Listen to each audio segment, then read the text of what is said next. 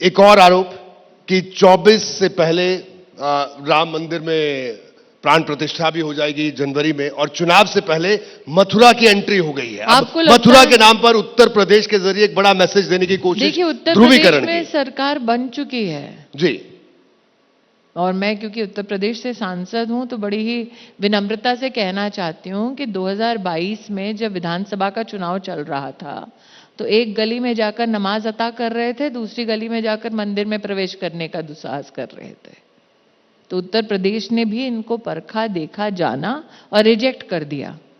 मैं अपने ही लोकसभा क्षेत्र की अगर बात करूं तो 5 विधानसभा में से जहां पर गांधी खानदान 40 साल से राज कर रहा था, 4 विधानसभा में तो जमानत जब्त हो गई। भाई बहन दोनों आए थे प्रचार करने के लिए। इस बार भी अमेठी में राहुल गांधी वर्सेस स्मृति ईरानी होगा। भाई मेरी तो हिम्मत यह है कहने की कि भाजपा जीतेगी। उनकी हिम्मत है कि सिर्फ अमेठी की सीट से राहुल गांधी लड़ेंगे? मुझे नहीं पता। इतना कह दो रोहित जी, घमंड नहीं है जी, विश्वास है जो काम किया है हमने, और मोदी की गारंटी है जी कि भारतीय जनता पार्टी अमेठी की सीट जीतेगी।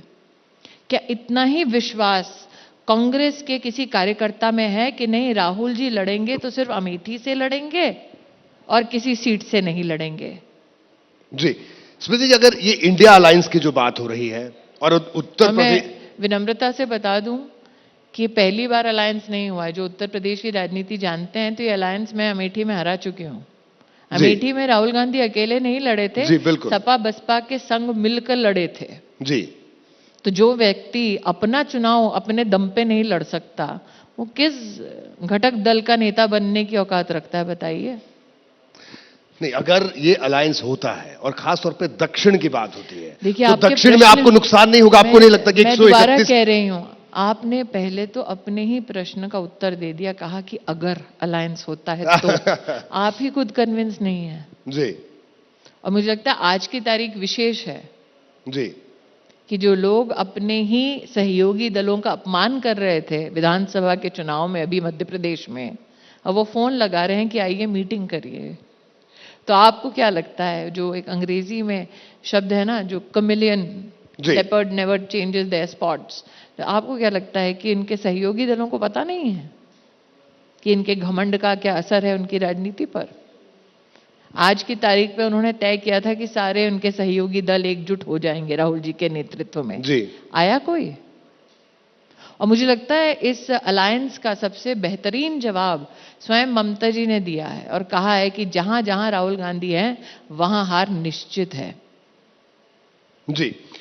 यानी आपको ये जो उनका अलायंस जो बन रहा है अभी जिस स्वरूप तो ले रहा है, देखिए इस बात से तो इनकार नहीं कर सकते, उससे आपको कोई चुनौती नहीं मानते 24 में? वही तो कह रही हूँ रोहित जी, आप तो खुद ही अलायंस का अभी तभी कभी कर रहे हैं जी।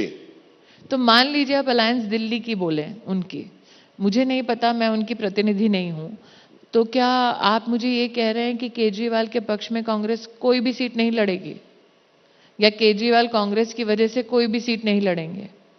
फिर जाएं पश्चिम बंगाल, क्या ममता जी अपनी सारी सीटें छोड़ देंगी ताकि राहुल गांधी जी लड़वा सके अपने किसी मित्र को, अपने किसी सहयोगी को, अपने किसी कार्यकर्ता को?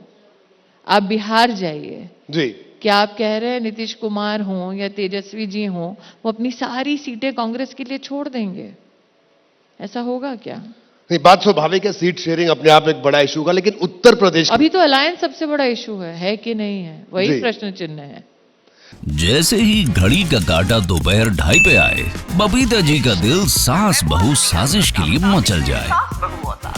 और ये है इनकी बहू, पूरे दिन ऑफिस की टेंशन हो जाए गॉन जब ये करें अपना फेवरेट शो फ्री टाइम पे ऑन। इनकी तरह आप भी देखें अपना फेवरेट शो अपने टाइम पर और डाउनलोड कीजिए एबीपी लाइव ऐप अपने स्मार्ट टीवी पर।